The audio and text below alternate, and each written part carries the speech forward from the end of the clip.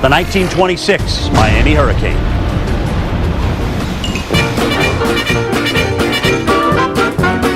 In the early 1920s, Miami was the fastest growing city in the U.S.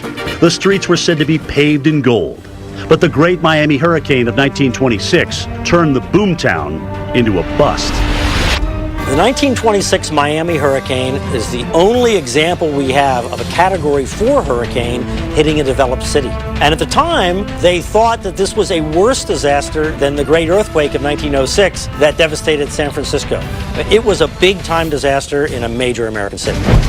95% of the buildings in the Miami-Fort Lauderdale area were damaged. Winds blew as strong as 140 to 150 miles per hour. A 10-foot storm surge washed across Miami Beach. Water from Biscayne Bay surged over the bayfront, inundating downtown. Major damage stretched along more than 50 miles of the coast. A lot of people went out in the eye and tried to get to Miami Beach thinking that it was over.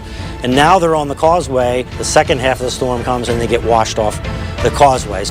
My husband looked up in time to see a huge sign coming at him. He made a V around the post, but it didn't hit him. When the wind subsided, Miami was devastated. Huge boats were left on city streets. Prestigious oceanfront hotels were turned into sandcastles. Houses and businesses were reduced to rubble. Over 100,000 people lived in the Miami-Fort Lauderdale area in 1926, and about 25% were left homeless. There's no hurricane in our record book that would be more expensive than the Great Miami Hurricane of 1926 if it were to happen again. There is so much wealth in southeastern Florida that this massive storm affecting two of the most populated counties in the state would put it up in the range of double Hurricane Katrina, something that we've never seen from a single natural disaster. Over 5 million people currently live in that area impacted by the Great Hurricane of 1926.